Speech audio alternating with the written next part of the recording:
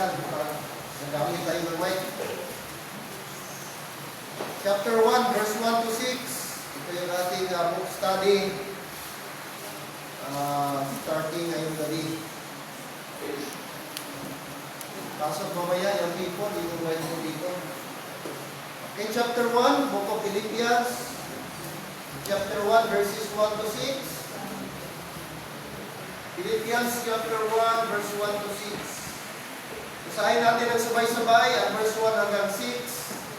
We read, all the Timotheus, the servants of Jesus Christ, all the saints in Christ Jesus, which are at Philippi, with the bishops and deacons. Grace be unto you, and peace from God our Father, and from the Lord Jesus Christ. I thank my God upon every remembrance of you, always in every prayer of mine, for you have making requests with joy, for your fellowship in the gospel from the first day until now, being confident that this very thing, that things have begun a good work in you, will perform it until the day of Jesus Christ. Amen. Ating mensahe, living for Jesus. Living for Jesus. Let's pray po, Panginoon, Ama, maraming salamat po ngayong gabi na kami muli ay tinipon mo sa isang kadahilanan na ikaw ay aming purihin, pasalamatan, at lalo na, Panginoon, pag-aralan ang iyong mga salita. Salamat po sa buong araw, patuloy kang nagabay, nag-ingat sa bawat isa po sa amin. At ngayong gabi, andito kami upang ikaw, Lord, ay aming itaas at aming purihin. Sa aming pagdako, Panginoon, ng pag-aaral, hiling po namin ang iyong banal na Espiritu na siya pong magpaalala sa amin, magpaliwanag sa amin, at ipaabot sa amin ang mga bagay na dapat namin gawin bilang isang Kristiyano. Lalo ng Panginoon ang pagiging mapasalamatin sa inyo po. Ngayong gabi, Panginoon, hayaan niyo ang Holy Spirit sa mag-work, mag-usap sa aming kalagitnaan. Ito po ay aming hiling at dalangin sa matamis na pangalan ni Jesus, aming tagapagligtas. Amen. Amen. Maupo lahat. Salamat.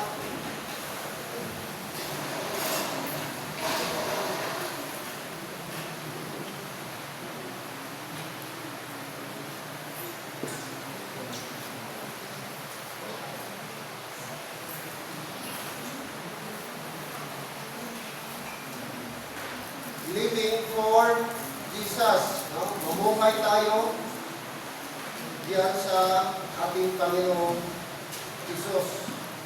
Now, ang book of Philippians, mga kapatid, ito po ay isa sa mga Pauline epistle. Pag sinabi po Pauline epistle, ang akda po, ang author, hindi po author, kasi ang author po ang Holy Spirit, ang writer po. Okay? Ay si Apostle Paul. At alam po natin na 13 po ang sinulat ni Paul.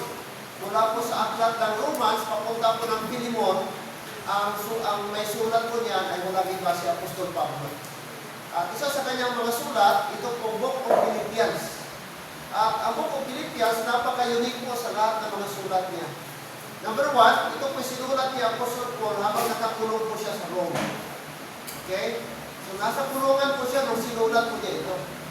Pangalawa po, mga kapatid, bakit unique po ang Book of Philippians? Kasi ito lang po yung book na nag-mention po ng word na joy and rejoicing and rejoice. So yung tatlo po yun. Magkahawig lang, magkapare-parehong joy, rejoicing, and rejoice. At alam niyo po, mga kapatid, okay, sa buong aklat po ng Philippians, na-mention po ito ng word, na-mention po ito ng mga word. Joy, rejoice, and rejoicing. Okay? Sa ating common term po ngayon, glad or happy. Yan po ang ibig sabihin ng joy, rejoice, and rejoice. 16 times. Wala na kung ibang libro na sinulat ni Paul na napakaraming word na binanggit, rejoice, rejoicing, and joy. Ibig sabihin, ang theme, pinakasitro po mga kapatid, ng book of Philippians is joy. Pagiging magalakin o magagalak o magalak. No? Na despite pala sa maraming problema, kahit nakakulong ka, kahit nasa sitwasyon ka na hindi maganda, pwede pa lang maging masaya. Hindi po ba? O, ito po yung theme mga kapatid sa Book of Philippians. And by the way, ang Book of Philippians, ang word Philippi, city po yan siya. Isa sa mga city, great city po ng Macedonia. Macedonia is country. At the word, ang kanilang siyudad po ay Philippi. At itong Philippi, kinuha ko ito sa pangalan ni King Philip. At si King Philip po mga kapatid, siya po yung tatay ni Alexander the Great of Macedonia. So, siya po, kaya ipinangalan po sa kanya itong siyudad po ng Philippi. Okay, from King Philip, mga kapatid. At dito po, nakapag-establish po si Apostle Paul ng gawain dito. At alam natin, wala pong ibang apostol na nakarating po sa Europe except Apostle Paul. Hindi po nakarating sa Europe si Peter, okay, ibang mga apostol, sina Thomas, okay, sina Andrew, o sino pa man sa 12 apostol, except Apostle Paul. Sapagkat ang kanyang concentration sa ministry nga ay mga Gentile people. Kaya nakapunta siya ng Greece, nakapunta po siya ng Italy, sa Sicily, napunta pa siya sa Malta, mga island na yan, na part po siya ng Europe, mga kapatid. Okay? Now, this evening, paano po natin masabi yung katawag living for Jesus? Ano ang katamian sa isang Kristiyano na masabi mo ang buhay niya ay living for Jesus? Namuhay siya na nakay Jesus. Namuhay siya na nakay Kristo. Madali na po sabihin na living for Jesus. Pero ang question is, paano makarakterize? Paano mag-resonate? Paano mo matranslate ang tinatawag living for Jesus? Hindi lang ito salita, kundi dapat na ipamuhay. Dapat makikita sa ating daily life, mga kapatid. Now, wala tayong ibang halimbawa kundi si Apostle Paul, mga kapatid. Ito po ay one of itong letter or the epistle to the Philippians is one of the most joyful letters. Mga kapatid, written by Apostle Paul. Na while nasa kulungan po siya, while in bonds from prison cell, Paul speaks of joy, purpose, and unwavering faith in Christ. And this chapter teaches us how to live a Christ-centered life regardless of circumstances. So, first thing, mga kapatid, is that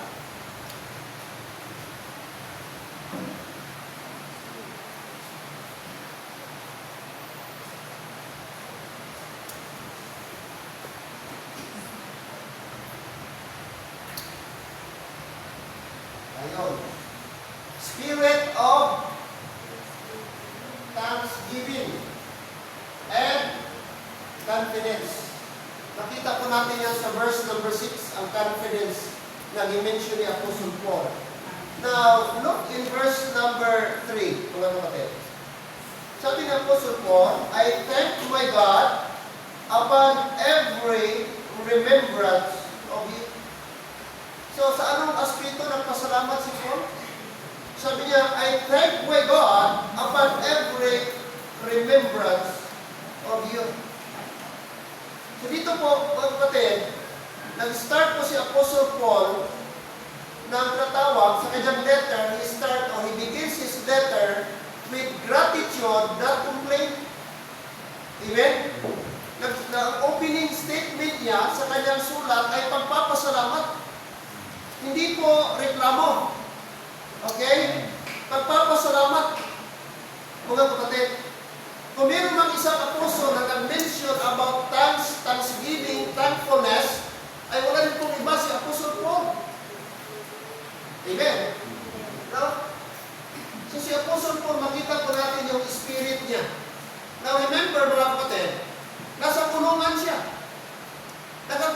siya this time. At alam niyo po ang kulungan in Bible times, hindi po katulad sa ating kulungan ngayon. Ang kulungan ngayon napakalayo sa panahon ng kay Apostol Paul. Noong una, hindi masyadong ventilated. Ang pasok ng hangin, napakaliit lang po. Halos, tapos wala bang ilaw, madilim. Tapos noong una, pag nakakulong ka, hindi yung katulad ngayon na nakakulong ka, pwede kang maglakad-lakad. Pwede kang magtayo, pwede kang magupo. Ganon. Noong una, hindi po. Pag sinabing nakakulong ka noong una, nakapusas ka. Dalawang kamay mo. Pangalawa, pag nakakulong ka, pati yung Brad, pati yung paa mo, may kadina, nakakadina. In fact, ilalagay pa dito yung tawag doon na stocks. Ang stocks po noong una, parang gano'n po yan siya mga kapatid. Yan. Kahoy po ito, dalawa, tapos ipapasok yung paa mo dito. At tapos ilak, ipapasok dito yung dalawang paa mo. So hindi ka basta-basta makagalaw nito kasi nga may kahoy na nakano doon. Doon sa paa mo, tapos yung paa mo, yung kamay mo, may dalawang kadina. So hindi ka komportable. Aside na nasa isang kwarto ka nakakulong. Nakakadina ka. Sa atin ngayon, pagpasok mo sa silda, tatanggalin na yung pusas, tama? Tanggalin na yun ng pulis. So malaya ka nang makagalaw doon sa loob. Pero sa unang panahon, hindi po. Sa madaling sabi, habang nagsusulat si Paul itong book of Philippians, may kadina ang kanyang braso, may kadina ang kanyang ref. Ito ba? At alam natin ang kadina noong una, talagang kadina, hindi yung kadina ngayon na parang kadina lang ng aso. Talagang nakakapang at malaki at mabigas yung kadina. So isipin mo na lang, gaano ka sagaban ba? Sa time ni Apostle Paul, ang kanyang paa, may nakalagay. Tapos ang kanyang kamay, may kadina. Pero makita mo dyan. Imagine mo daw kung ikaw yun. Tapos walang ventilation, walang electric fan, walang electric, mga kapatid, na katulad ngayon. Okay? Madilim. Walang klarong higaan, walang klarong CR. Lahat. Napaka-miserable po. Parang susumpain mo talaga pag nakulong ka nung una. Kung ngayon ang kulungan, napakaganda na. May mga electric fan na, may mga bed. Siksikan na lang. Pero at least, medyo matino. Hindi ka mag-ventilador doon. Pero sa time na Apostle Paul, wala. Pero, tingnan niyo kapatid. Despite sa lahat na sitwasyon, sabi niya, I thank my God. Ako po ay nagpapasalamat sa Diyos. So, nandun yung pagpapasalamat niya sa Diyos. Na kahit po mabait, kahit po hindi maganda ang kanyang sitwasyon, nandun pa rin yung puso na magpasalamat. Amen. Amen. Tayo mga kapatid, aminin po natin, guilty tayo dito. Madalas po sa ating mga bibig, nagareklamo tayo. Minsan sa atin, mahirap magpasalamat. Marunong natin magpasalamat kung may mga blessing. Masarap magpasalamat kung maganda ang nangyayari sa buhay natin. Pero pag hindi maganda, pag negative, ang mga nangyayari sa atin, siguro may pasyente tayo sa hospital, wala tayong pera, wala tayong pambayad ng tuition, gipit tayo. Yun yung mga bagay na minsan ba, tinitest tayo ng Panginoon, pero minsan, ang ating attitude nagiging negative tayo. Tama po ba? Mahirap sa atin magpasalamat. Every time, meron tayo dito, every Wednesday, bago tayo mag-proceed sa ating lesson, meron tayong Thanksgiving time, testimony time. Pasalamat tayo ng mga bagay na nangyayari sa atin, naranasan natin throughout the week, o from Monday to Wednesday. O may mga young people tayo nag-graduate sa, tawag nito, grade 12. Bakit di marunong magpasalamat? Ba't di kayang magpasalamat? Di ka ba magpasalamat na nag-graduate ka for 2 years, iningatan ka ni Lord, nakapasa ka, nakamarksa ka, grade 11, grade 12, ngayon mag-proceed ka na ng college, o finally, nasa may mga sa hirap doon, mga exam doon, mga quizzes doon, na nampasan mo, okay? Higit lalo, may parents ka na nag-guide sa'yo, nagsasakripisyo sa'yo para ka makaaral. malaking bagay na yun na dapat na magpasalamat sa Panginoon. Tama po ba? Ilang days ka, mula nung pumasok ka, nag-enroll ka hanggang nakatapos ka, pabalik-balik ka, eskwelahan, bahay. Yung pag-ingat ng Panginoon, yung protection ni Lord everyday sa buhay mo. Di ba malaking blessing yun? Na dapat natin pasalamatan sa Panginoon. Kaya dapat baguhin natin yung ating ugali, mga Christian. Ating po manuhan si Apostle Paul. Siya po sabi niya, I thank my God upon every remembrance of you. Okay? Ibig sabihin, ang buhay ng Kristiyano, mga kapatid, ay dapat tayo ay makitaan po ng pagpapasalamat. Ang ating buhay should be marked with thanksgiving and confidence. Dapat maging makita sa atin ng mga unbeliever ba na kahit gipit tayo, may problema tayo, may krisis tayo, nandun sa ating buhay at nandun sa ating bibig, nandun sa ating mga aksyon, yung pagiging thanksgiving, pagiging thankful.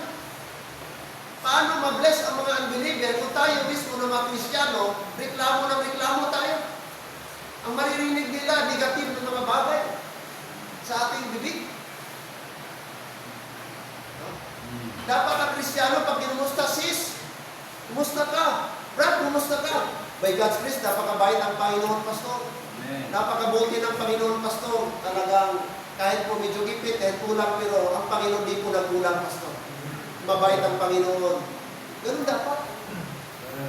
Hindi ang bigato ba? Pastor, hindi ko maintindihan mo niya.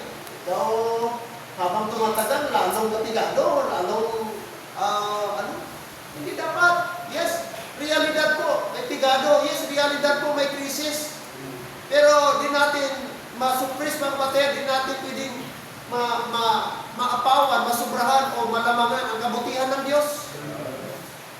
Kung itutan mo yan everyday, evaluate mo ang buhay mo, lamang pa rin ang Panginoon, lamang pa rin ang kabutihan ng Panginoon Diyos, lamang pa rin ang benepisyo ng Panginoon sa buhay natin.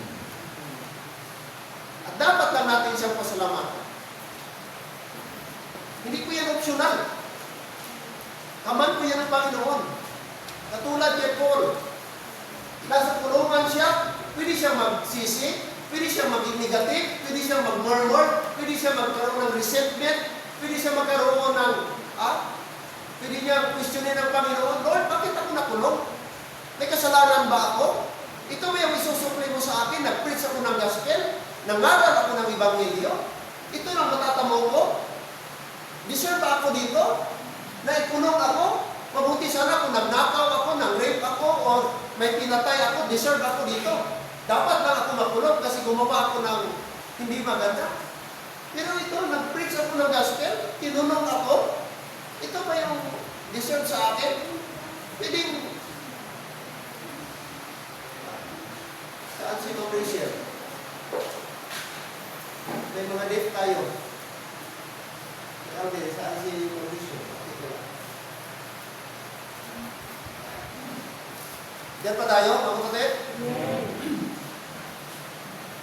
Ulitin ko po, mga kapatid, kung meron mang tao na dapat mag-complain, kung meron mang tao dapat mag-complain na reasonable ba? Reasonable, valid ang kanyang reklamo, valid ang kanyang pag-murmur. Wala na siguro ang iba si Apostle Paul. Tama po ba? Pero sa atin, madalas hindi po valid ang ating ginamurmur.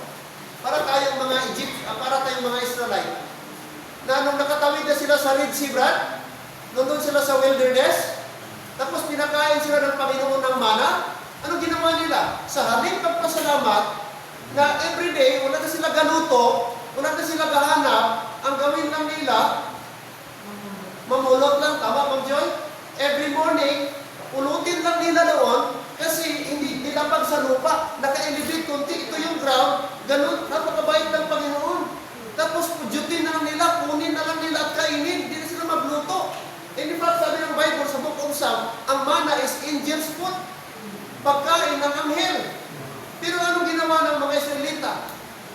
Nagmaktol, nagreklamo. Sabi niya, wala na bang ibang pagkain? Puro lang mana. Mas mabuti pa, doon na lang kami nanatili sa Egypt, kaya may mga onions pa doon, may mga leeks pa, may mga melon pa kami nakakain. kain, may mga isda pa kami. Samantala dito, nagsawa na kami itong pabalik-balik na mana. Kita mo, hindi nila na-appreciate ang kabaitan ng Panginoon. Na pinalabas sila. Yes, sabihin natin nakakain sila ng onions doon. Kasi itong mga Hudyo kasi, mahilig talaga sila sa mga panapot-bad, mga lamas. O part sa kanilang kultura talaga yun. So, nasanay sila doon. Ipagdating doon, wala sila galuto. Hinahanap nila yung kanilang dating pagkain doon sa Egypt. Pero yung buhay nila doon, miserable kasi alipin sila. Nilalatigo sila. Pinapagawa sila ng mga bagay doon na napakabigat. Oh, kaya nga pinaalis sila doon sa out of bondage, sa slavery, ginamit ko si Moses. Pero tingnan niyo po, pagdating sa wilderness, hindi nila na-appreciate yun. Reklamo sila ng reklamo. Ano tulay ginawa nila sa kanila? Book of Numbers, Book of Exodus, na pinagkakagat sila ng mga fiery serpent. Di ba? Pinagkagat sila, pinadalahan sa labad ang yung mga makamandam na ahasbag, maraming namatay. Kaya sabi ng Diyos, okay Moses, magawa ka ng pool, brazen serpent. Tapos, agawin nila, look to the pool. Magtingin lang sila doon para bumaling sila. Kasi puro sila reklamo. Okay? Kaya, masabi mong living to Jesus, kung ikaw na Kristiyano ay marunong magpasalamat. Kung ugali mo ganda sa atin, katulad kay Apostol Paul, marunong magpasalamat. Yan ang masabi. Ano ba? Confidence. Ang ating confidence, ang ating security, ang ating pagtitiwala, ang taong may pagpapasalamat, meron din siyang confidence. Kaya sabi niya, verse number 6, mga kapatid. Sabi niya, verse 6, being confident of this very thing, that He, that is Jesus Christ, Jesus Christ, which hath begun a good work in you, will perform it until the day of Jesus Christ. Ngayon si Kristo, ang Diyos, na nag-umpisa po mga kapatid, the moment na naligtas ka, yung biyaya ng Panginoong Diyos na binigay sa iyo, ay mananatili yon until the day of Christ, that is, until the rapture. Yung pabor ng Panginoon, no? Gagawin ng Diyos. Itutuloy ng Diyos yung kanyang ginagawa. Itutuloy ng Diyos ang kanyang pag-iingat po sa atin. Kaya dapat tayo maging confident. Amen? Kaya, ang ating confidence mga kapatid ay ilang Kristiyano wag natin ilagak sa gobyerno. Amen? Praise God, may subsidy, Brad. May mga fuel subsidy, ano pa ng ibang subsidy na yan. Okay, praise God, pero dapat huwag tayong magmaktol at huwag tayo doon kung hindi mabigay. Kung hindi ba tayo nakatanggap, o kung bonus na lang yun kung binigyan tayo. Pero huwag tayong umasa doon. Ang ating pag-asa na sa Panginoon. Huwag doon sa pensyon sa ating senior citizen. Praise God kung may pensyon. Glory to God. Pero dapat hindi yun mabawasan ang ating pagtitiwala sa Panginoon. Dapat doon tayo magtiwala, doon tayo manalig, doon tayo lumapit, doon tayo humiling sa Panginoon. Amen. Lalo na pag malapit na yung eleksyon, doon na yung tao, sino bang malakas kayo? Sino bang bigyan ngayon? Hindi dapat ganun takot tayo sa politiko. Dapat ang ating confidence nasa Panginoon. Kasi alam natin, whatever happens, mga kapatid, ang Diyos ang may control. Kahit may gira pa ito mga kapatid, kahit hindi po ito stop ang gira, I believe ang mga Kristyano mag-survive pa rin. Kasi may Panginoon tayo, God is still in control. Kahit isang taon pa ito mga kapatid, yung crisis na yan, I believe ang Panginoon hahanap ng paraan. Hindi niya pabayaan ang kanyang mga anak. Merong isang pastor na congressman. Mga kapatid, nakaupo ngayon ha, congressman, pastor ito. At sa kanyang preaching sabi niya, as Christians, we need to depend on God always in our lives. Bilang Kristiyano daw, dapat ang ating buhay nakadepende, nakatali, nakasalalay, nakasandal sa Diyos. Yun ang kanyang laman ng preaching. Pero Pero mga kapatid, ang sasakyan, naka-bulletproof. Oh, paano mo sabihin na dapat ang ating pagtitiwala nasa Diyos? Ang ating kumpiyansa nasa Diyos. Ito po, sasakyan mo, bulletproof. Paano mo masabi, depend on God? Amen? Bulletproof sasakyan mo, tapos sabihin mo, anong kinatatakutan mo? Bakit mo kailangan ipa-bulletproof yung sasakyan mo? Amen? Ay, parang baliktad data, parang awkward na, okay? So, dapat mga kapatid, ang ating confidence at pagpapasalamat. Alam niyo po, anong pasalamatan ni Paul? Sabi niya, verse 3, I thank my God upon every remembrance of you. Ipasalamatan niya yung mga tao na naging part sa buhay niya. Naging, parte ng buhay ni Apostle Paul. Yung mga tao na nagbigay ng joy kay Paul. Yung mga tao na nagbigay ng encouragement kay Paul. Yung mga tao na nag-contribute ng good things and good memories sa buhay ni Apostle Paul. In every remembrance of you. Hindi niya kalimutan yung mga taong tumulong sa kanya. Kaya kahit nung nasa kulungan si Apostle Paul, sinulatan niya, di-greet niya sila. Mga kapatid, ako po'y nagpapasalamat sa inyo. Salamat sa inyong tulong, salamat sa inyong pag-alaga sa akin, salamat sa inyong contribution para sa akin. Ito yung sulat ni Paul. Laman ng kanyang sulat. Pinapasalamatan niya yung mga tao na naging parte ng buhay niya. Mga tao na hindi nakalimot sa kanya.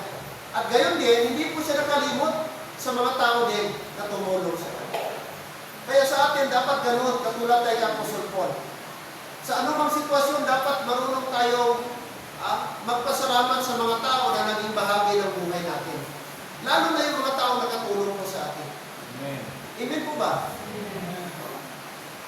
Tama ba na pasalamatan natin yung mga tao na nakatulong sa atin? It could be spiritual aspect sa buhay mo man, na spiritual, mga taong ginamit, nag-invite sa iyo, nagdala sa iyo ng church, okay, nag-Bible study sa iyo, dinala ka sa church, nag-guide ka hanggang naging Kristiyano ka, dapat number one yun, pasalamatan natin. Pangalawa, yung mga tao, nakatulong sa atin materially, financially, o sa anumang aspito, ginagmay man ba, ginagpo ka mga butang, na somehow nakatulong din sa atin, pasalamatan pa rin natin. Amen. Small or big, walang pilitan. Yan si Apostle Paul. Pasalamatan niya yung mga saints, with joy. He trusts in God's ongoing work. Of course, mga kapatid, ang kanyang confidence ay nasa Panginoon Diyos.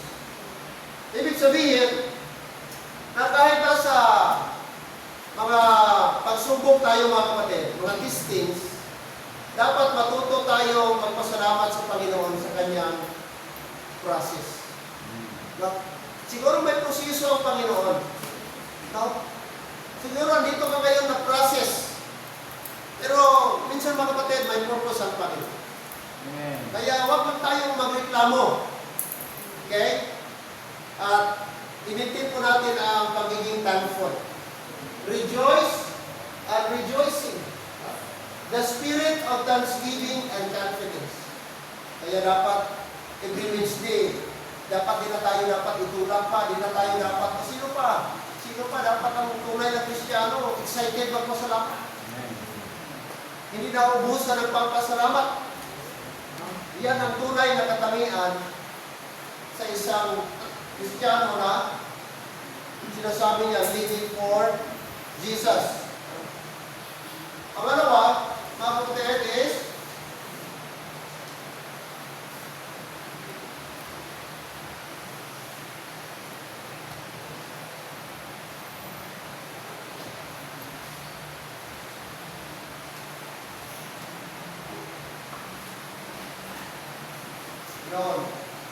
a prayer of abounding love. Abounding love. Tingnan niyo po ang verse number 9. Sabi po ng verse number 9. And this I pray, that your love may abound yet more and more. Yung word abound,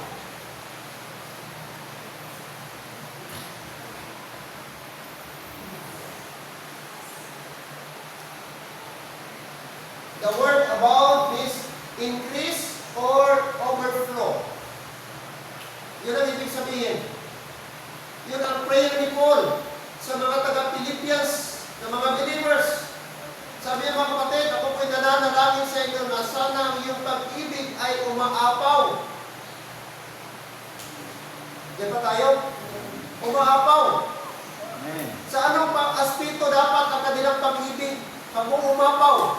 Sabi niya, verse number 9 again, sabi niya, yet more and more in knowledge and what? In all judgment. No? Judgment, mga kapatid. Okay? So doon dapat ang ating love, ang Kristiyano na namumuhay kay Jesus, namumuhay kay Kristo, dapat ang kanyang love ay hindi stagnant, hindi nag-decrease. Sa halip, ang kanyang pag-ibig ay nag-umapaw, nag-increase, nag-abound. Oh. Saan area dapat? In knowledge. Knowledge. So dapat, in this area, God, dapat magkaroon tayo ng abounding lang. I-pray natin na sana magkaroon pa tayo ng more knowledge. More and more. Ito yung prayer ni Paul para sa mga Philippian believers. Mga kapatid, ang aking panalangin sa inyo ay sana ang inyong pag-ibig ay mag-uumapaw. More and more in knowledge. Hindi lang ito worldly knowledge. I believe spiritual knowledge ito. No? Amen? Spiritual knowledge. Kasi kailangan natin ng spiritual knowledge. At in this area, dapat ang Kristiyano maging knowledgeable tayo. At magkaroon tayo ng knowledge and wisdom through God's Word. Sa magitan ng kanyang salita, walang iba na makagain tayo ng knowledge and wisdom kundi sa salita ng Panginoon. Amen? Mga kapatid? Kaya, dapat tayo patuloy na mag-aral ng salita ng Diyos. Huwag tayo kampante lang na makinig. Dapat ikaw mismo nagsusuri. Ikaw mismo open ng Bible. Knowledge. Ano ba? And ano ba yung sabihin ba? Judgment. Anong ibig sabihin niya? Kanila, magkaroon sila ng discernment. That is judgment. Na sa kanilang judgment, dapat tama. Meron silang spiritual discernment. Ma-identify nila, ito ba spiritual? Ito ba worldly? Ito ba righteous? Ito ba evil? Ito ba ano ba ito? So kailangan natin ba ng proper judgment? Kailangan natin ng spiritual discernment. Na ma-discern natin ang mga bagay na gusto ng Diyos ipaalam sa atin. Mga bagay na dapat nating iwasan. Mga bagay na, mga kapatid, makakapahamak sa atin. So, dapat, importante po yung spiritual discernment. Kaya, nanotice niyo po, anong ginawa ni King David? Nung galing sa Ziklag, yung, doon po, nagbira sila, tapos 3 days, dating nila sa kampo nila sa Ziklag, nakidnap ang kanyang pamilya, kanyang mga anak, pati yung kanilang mga alaga. I think mga Amalekites ba sino ba yung kalaban nila na kinuha. Na yung mga kasama niya, siya pa ang sinisid na gusto na siyang batuhin. Kaya nawala yung kanilang mga pamilya. Kung hindi nila alam, kasama din si David, nawala din siya ng pamilya. Kinidnap niya eh. Dalawa pa yung asawa niya noon. So sabi ng Bible na nag-iyak sila to the point na halos wala na silang boses. Pero anong ginawa niya? Nag-consult siya sa Panginoon. Siya, Lord, hahabulin ko ba yung kalaban? At pag nahabol ko sila, ma-overtake ba namin? pamilya namin? Ma-recover ko ba yung mga hayop namin? Lahat-lahat. Sabi ng Diyos, yes, thou shalt surely recover all. So nagkonsulto na siya. Hindi siya nagpaano ng presyon na gusto na siyang patayin. Wala siya naging fleshly. Ang kanyang decision making, mga kapatid. Nag-remain ang kanyang composure, ang kanyang spirituality. Nagkuha siya ng effort. Nag-consult siya sa Panginoon. Nag-inquire siya sa Panginoon. At yun, sinagot siya ng Panginoon. Sabi niya, sige, go on. Pursue. And thou shalt recover all. And thou shalt recover them. Makukuha mo po. So yun po mga kapatid, ang halimbawa ng spiritual discernment. Na hindi tayo ura-urada sa ating mga plano na. Estudyant kita, kumuha ka ng college course ngayon, dapat ipag-pray mo, hindi yung impact, hindi yung dahil uso, dahil kasikat na kurso, o ano ito, advice ng iba, na dito ka kay ano dito. Dapat pinag-pray mo. Amen? Ipag-pray mo muna. Take time to pray, Lord. Bigyan niyo po ako ng wisdom. Ano bang kurso dapat kong ano? Ayoko yung magkamali. Ayoko later on, mag-change ako ng kurso kay di ko pala kaya. Ganon dapat ang proseso. No? Pag-pray. I-consult sa Panginoon God. Okay, that is spiritual discernment. Judgment. Sabi na po sa Paul na mag-grow sila. Mag-grow ang kanilang love. Yet, more and more. Amen. Mga kapatid, ibig sabihin, true Christian love is guided with knowledge and discernment. Ang tunay na Christian love, guided tayo with the Holy Spirit. Hindi ka guided sa impulse mo. Hindi ka guided sa fleshly discernment mo. Kundi, guided ka sa leading, sensitive ka sa leading and guidance of the Holy Spirit. So doon tayo dapat mga kapatid. How many times tayo po ay nagplano pero nagkaroon tayo ng setback? How many times nagplano tayo pero at the end, na-realize natin, parang may mali ako. Parang hindi tama. Parang kulang sa prayer. Na-realize natin na hindi na-work out. Kasi nakita natin na kulang pala sa prayer. Tayo lang nagplano, hindi natin hihingi ang approval ng Panginoon. Okay? Kaya nga dapat importante talaga i-consult, ipag-pray natin. Take time to pray. Bago tayo gagawa ng isang bagay na magkaroon tayo sa huli ng setback. Dapat prepare. Sabi ng Book of Matthew, sabi niya, ang isang tao dapat, bago siya magpatayo ng building, i-consider niya muna ang cost ng building.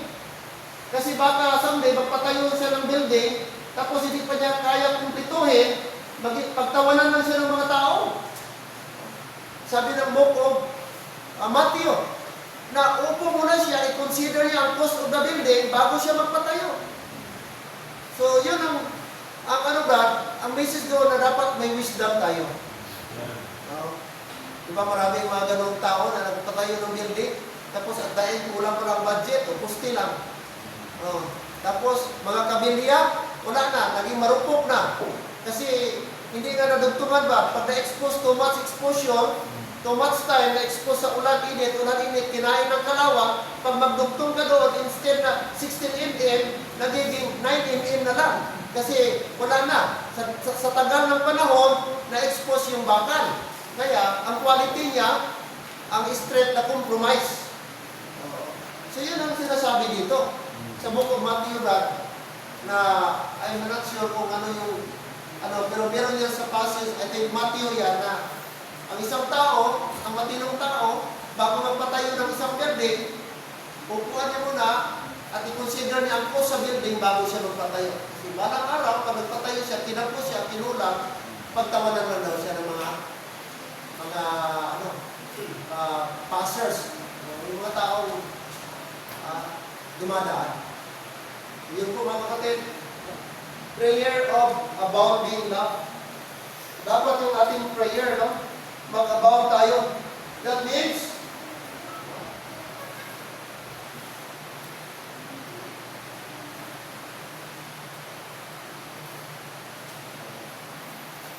love must grow.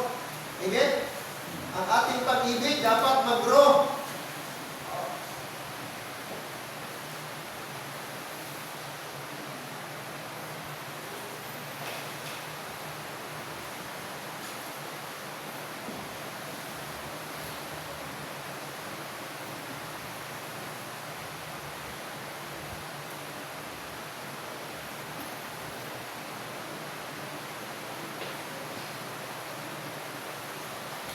Ito basic.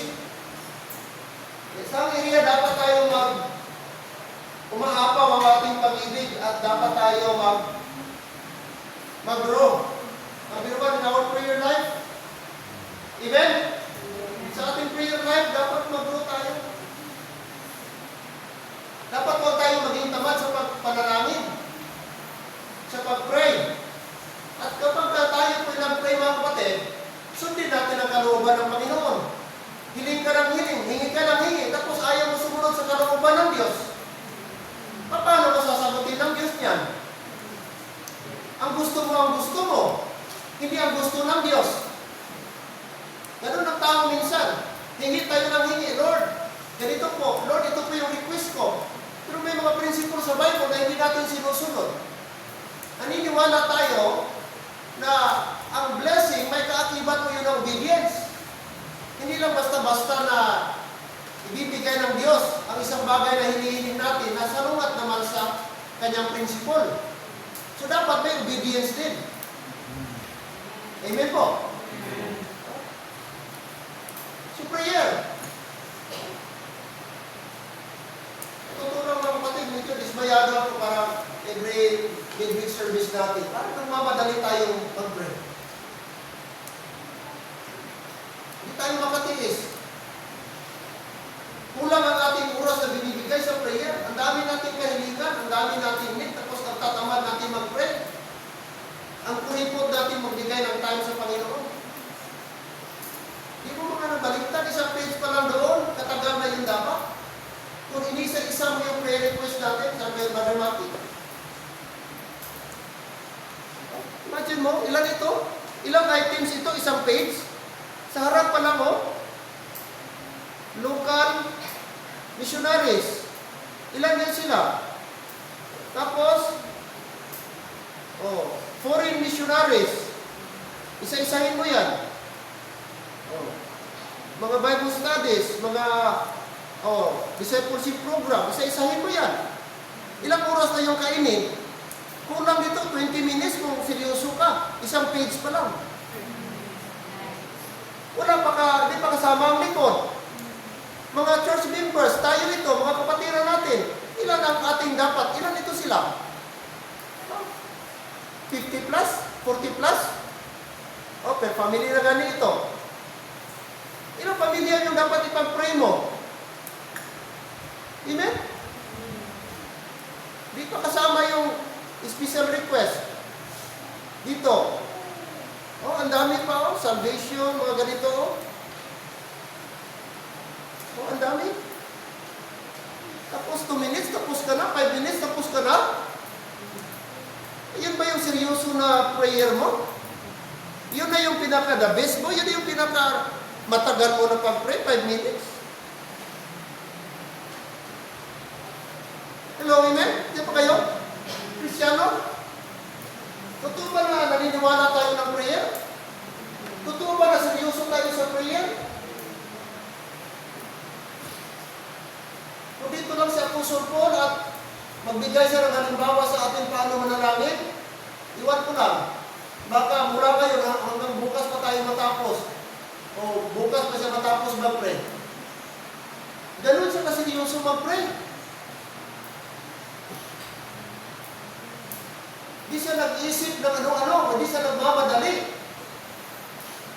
Sapagkat ang kanyang na matouch niyang throne of grace.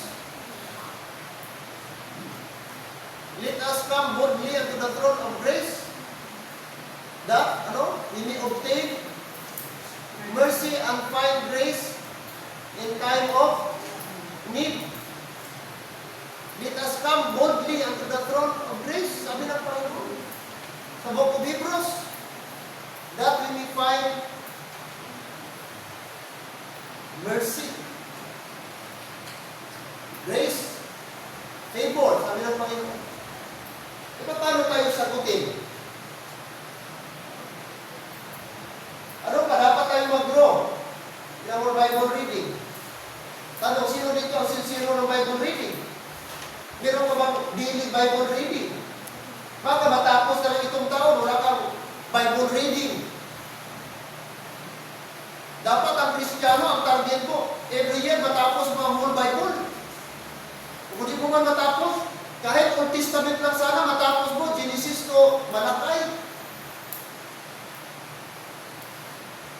Dapat may goal ka. Dapat may goal tayo. Habang nagbabasa ng Bible, of course, iniintindi natin, hindi lang goal na matapos, kundi may maintindihan. Ang tagal natin nababad sa cellphone.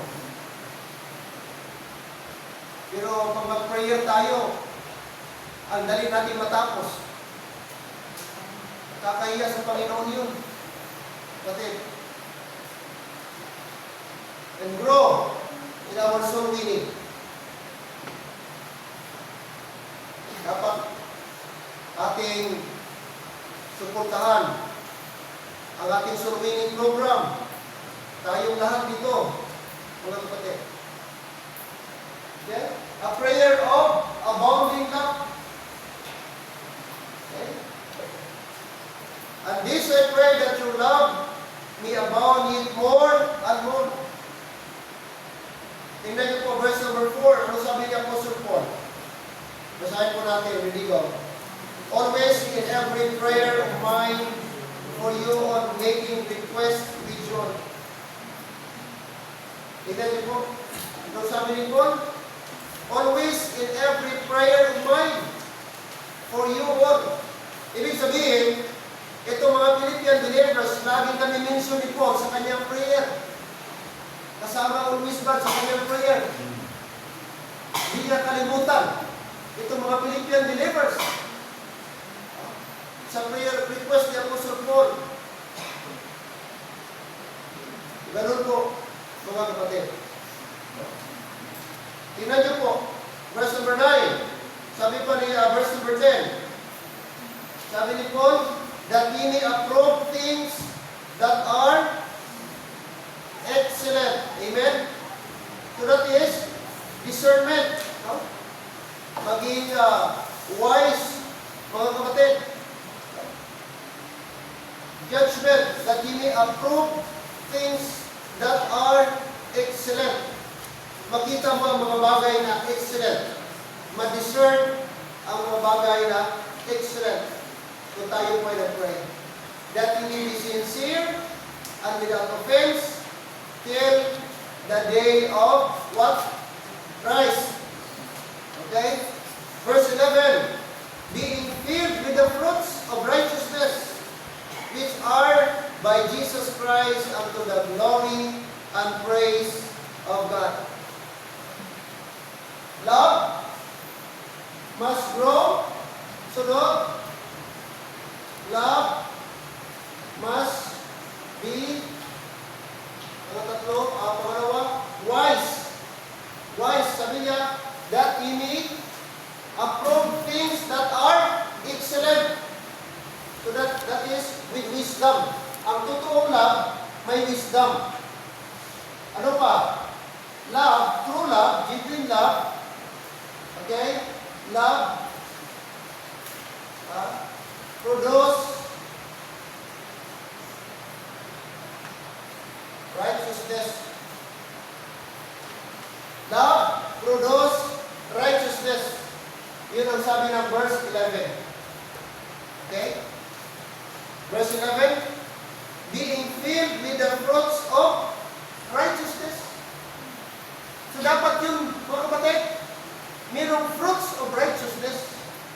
At ito ay mangyayari lamang kapag ka, mga kapatid, meron tayong tinatawag na proper judgment. Meron tayong genuine love. At of course, pag tayo po ay always nag-pray. So yun dapat makita sa atin, the fruits of righteousness. Yun ang prayer ni Paul, being filled, mapuno kayo being filled with the fruits of righteousness, which are by Jesus Christ unto the glory and praise of God. Kung saan ginamit ni Paul na pattern natin, walang iba si Jesus Christ. No? Si Jesus Christ. So, ibig sabihin, ang Kristiyano mga kapatid, natural sa isang Kristiyano na mag-produce ng fruits of righteousness. At isa sa mga fruit of righteousness, yung wisdom and knowledge. And, ano pa, another fruit of righteousness is being thankful. Being thankful. Being grateful. Mapasalamatan. Kung sige ka complain, that is not the fruit of righteousness. If you grumble, if you murmur, if you resent, what else, mga kapatid? If you question, ay hindi po yan fruit of righteousness. Iba pong fruit yan. Kasi ang fruit of righteousness, grateful ka. Despite of circumstances, like Apostle Paul, nakakulong siya, hindi maganda yung kanyang sitwasyon, pero nandun yung joy sa puso niya. Marunong siya magpasalamat sa Panginoon. Tingnan niyo po Acts 16, chapter 16, nakulong sila, gipulata sila, kinuyog sila ng mob, ng mga tao, kinuyog sila mga kapatid, pinagpupunit yung damit nila, nilatigo sila, tapos gidakip sila, nilagay sila sa inner prison, nilagyan ng kadina. Pero sabi ng verse number 29-28, and Paul and Silas at midnight sing praises unto God. Wow. Amen? May mga latay, imagine mo ba, gipulata ka, duguan ka, tapos katawan mo, puro latay, kasi nilatigo ka sila mga kapatid. Pero sabi ng Bible, at midnight, Paul and Silas sing praises unto God.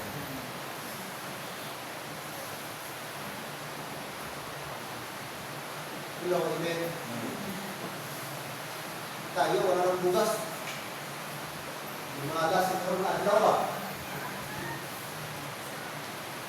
Pang, wala ka bugas, pang. Wala ka tigamon. Magsadya dito.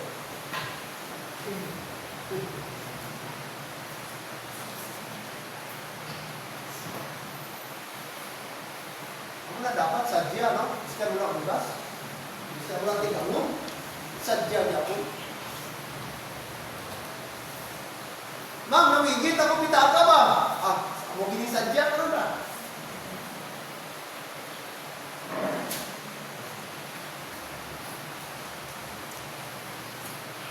Thanksgiving, amen? A prayer of abounding love. Sana mag-abound tayo. Mag-overflow tayo. Ating love, mag-overflow. 5 ito mga kapatid, 2 pa na. Tanong ko na ngayong gabi bago tayo mag-close. Kumusta ang love natin? Salamat, may nag-church, nag-wedding anniversary.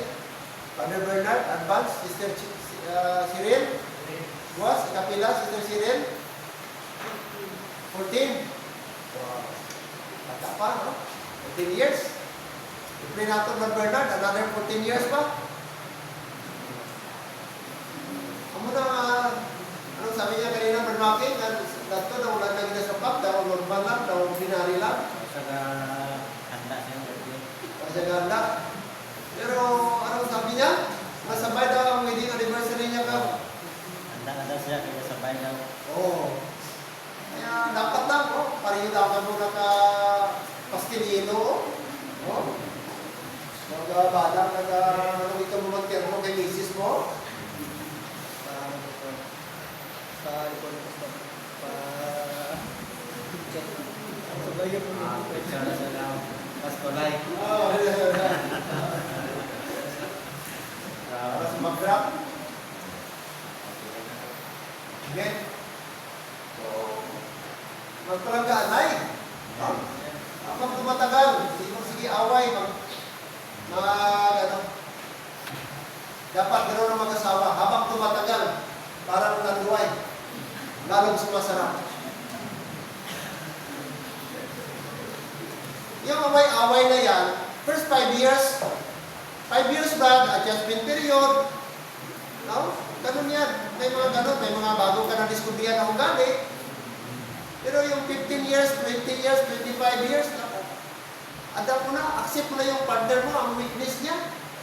Tanggap mo na na, wala nang ganyan, pag-pray ko na lang ito. Ito na kita talaga. Pasalamatan mo na ng Panginoon. Intindihan na.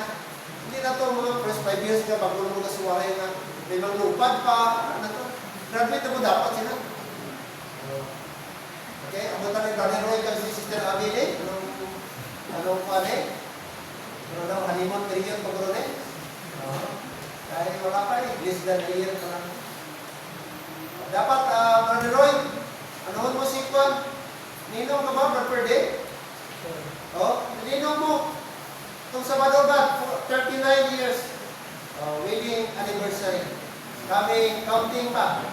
Ang counting. Next year, 40 years na. Pagkakutan mo anong birthday niya, ang limat niya. 39 years. Posible pa rin posible pa rin maka-diamond 75. May mga bayis-bayis mo na sila. Kita kay Sister Susan, may mga grabe mo na sila ng mga basi may moment pa siguro, gusto na magpuli Sister Susan. O di ko ba na, birthday ba gusto magpuli? Ibalik na lang kayong gaman. Normal na yan, mga first 5 years, pero habang lumatagal, ako mo ng timpla.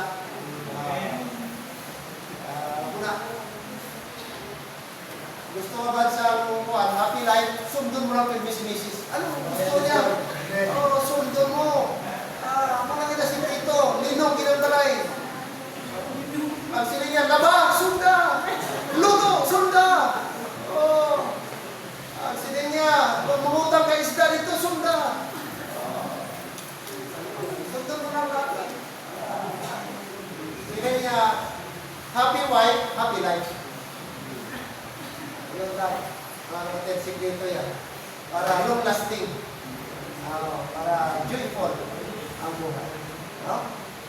Mga kapatid, pagpatuloy natin ito, next Wednesday, amen? 5 ito, 2 pa lang ating na-discuss.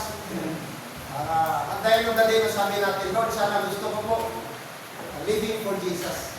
Mamungay ako kay Kristo. Amen? Ngayon, meron tayong matutunan. Ngayon po kami sa ating lesson po mga. Amen? Tayo po tayo please. Tayo po ay pumikit. Bow down, Panginoon, Lord, salamat ngayong gabi. Salamat po. Karoon kami ng introduction sa aming lesson sa book of Philippians. Salamat po Lord sa buhay ng Apostle Paul.